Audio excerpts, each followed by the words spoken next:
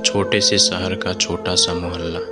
औरतें छत पर सर्दियों की गुनगुनी धूप का मजा लेते हुए स्वेटर बुन रही थी।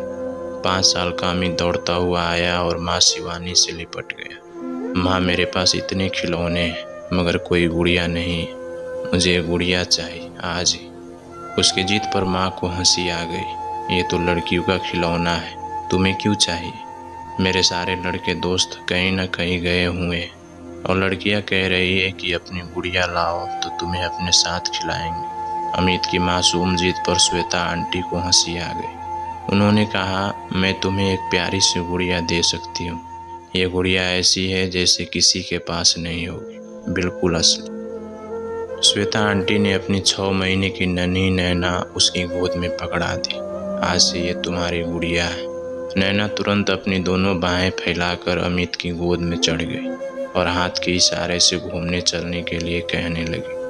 अमित की खुशी का ठिकाना न रहा। छोटी सी गोल मटोल नैना उसे किसी खिलौने से कम नहीं लगती थी। उस दिन से नैना अमित की गुड़िया बन गई और श्वेता आंटी को एक सहारा मिल गया। अमित नैना को खिलाकर जिम्मेदार होना और शेयरिंग भी सिखा रहा था, जिसे सिंगल चाइल्ड को सिखाना हर माँ के लिए एक चुनौती होती है। जैसे जैसे वो बड़े होने लगे, उनकी भावनाएं भी गहराने लगी। अमित के लिए नैना बेजान नहीं बल्कि जीता जागता खिलौना थी और नैना के लिए अमित हर मर्ज की दवा। दोनों परिवारों की दोस्ती इतनी पक्की थी कि दोनों के माता पिता भी इन बातों को सहजता से लेते थे। नैना लड़कियों की स्कूल में पढ़ने जाती थी। उसके जीवन में अमित के अलावा दूसरा कोई लड़का नहीं था।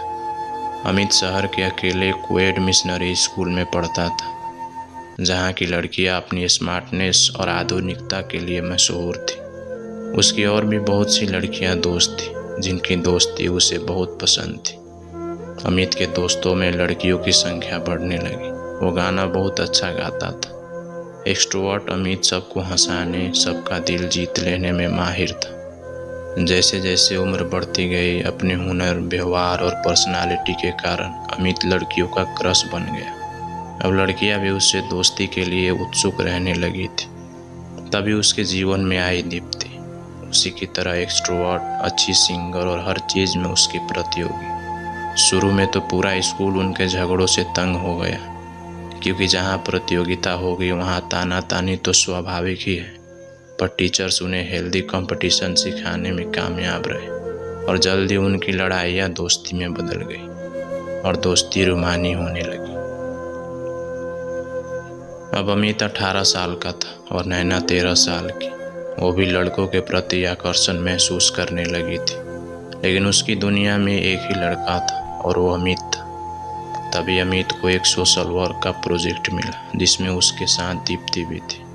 अब तक अमित और दीप्ति कॉलेज के लास्ट ईयर में थे। वो साथ किए जाने वाले प्रोजेक्ट के 6 महीने में एक दूसरे के दिल की बावड़ी में गहरे उतरते गए। वो समय भी आ गया जब दोनों के आगे की पढ़ाई के लिए दूसरे कॉलेज में जाना था। कॉलेज छोड़ते समय एक दूसरे से बिछोह की अनुभूति और उसकी गहराई दोनों ने महसूस किया।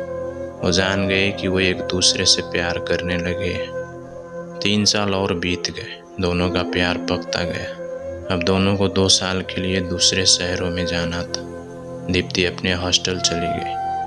अमित को लग रहा था जैसे उसके अंदर से आत्मा निकल कर कहीं चली गई हो। अमित की हॉस्टल जाने के दिन करीब आ रहे थे। घर में तैयारियां चल रही थी और अमित बिल्कुल खामोश हो गया था। खामोश तो नैना भी हो गई थी।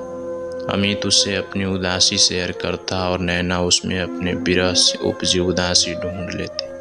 अब उसकी बातें नैना को समझ में ना आती तो वो उसके सिर पर टिप मार कर कहता, तू नहीं समझेगी, बच्ची है ना। पर उसे पता नहीं था कि जब ये बच्ची बड़ी हुई तो उसके दीप्ति के लिए भावुक हुए शब्दों में खुद को समझने लगी है और कब वो उसके दिल का देवता बन गया है।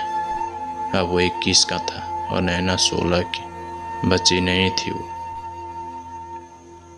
जाने वाले दिन नैना अमित के कमरे में आई, आंखों में आंसू लिए। अमित की आंखों में भी आंसू थे। उसने प्यार से नैना के गाल थपथपाए। पगली, दुनिया ग्लोबल बन चुकी है, मोबाइल है ना, तुझे कोई भी समस्या हो तो मैं दूर रहकर भी सुलझा सकता हूँ।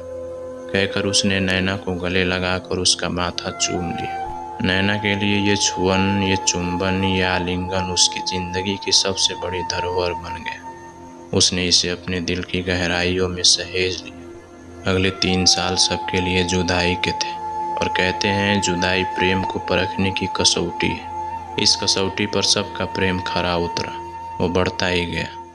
आखिर वो दिन भी आया जब अमित की नौकरी पक्की हुई और दीप्ति के माता पिता अमित के यहाँ उसका रिश्ता लाए। अमित की माँ अवाक रह गई। उन्हें तो अपनी आंखों पर यकीन नहीं हुआ जब अमित ने इशारा किया कि वो उसके कहने पर ही वहाँ आए। शिवानी की हालत ऐसी हो गई थी कि उसको समझ ही नहीं आ रहा था कि हो क्या रहा है। वो मुस्कुराए या क्या करे। उनके जाने के बाद माँ को अनमनी देख अमित उनसे लिपट गया और दुलार जताते हुए बोला, माँ आपको दीप्ति पसंद नहीं आई क्या, या उसके परिवार में? शिवानी को समझ में नहीं आ रहा था कि अपने मन की उपापो कैसे कहे। कहाँ गलती हो गई उससे बेटे की निगाहें पढ़ने में। वो कुछ शब्द ढूंढती सी बोली, बेटा नैना की उम्र भी शादी की हो गई है। उसे बचपन से अपनी गुड़िया अपनी जिम्मेदारी मानते आए हो, बिना अपनी गुड़िया की शादी कर लोगे? बस इतनी सी बात? तुम्हारा बेटा इतना गैर जिम्मेदार नहीं है माँ, अमित बड़े ही खुशनुमा अंदाज में बोला। वो जो मेरा दोस्त है ना दीपांकर, उससे यूं ही नहीं इतनी दोस्ती बढ़ाई है मैंने। स्कूल ही नहीं, कॉलेज में ही नहीं, उसके बाद डिग्री कोर्स में भी मैं अपने हर दोस्त पर नज़र रखता था, ये ढूंढने के लिए कि नैना के लिए कौन सा लड़का सही रहेगा। नैना बहुत मासूम है, बहुत सीधी और सरल भी। इसके लिए उसके पति का एक अच्छा इंसान होना सबसे ज़्यादा ज़रूरी है। बाकी उसे इंटेलिजेंट तो होना ही चाहिए ताकि अच्छी नौकरी पा सके। तो माँ उसके लिए मैंने लड़का ढूंढ रखा है। और हाँ, यूं ही नहीं, अपने दोस्त दीपांकर को हर बार जब मैं घर आता था तो अपने घर बुलाता था। नैना को भी बुलाकर उन दोनों की फ्रेंडशिप बढ़ाने की कोशिश करता था।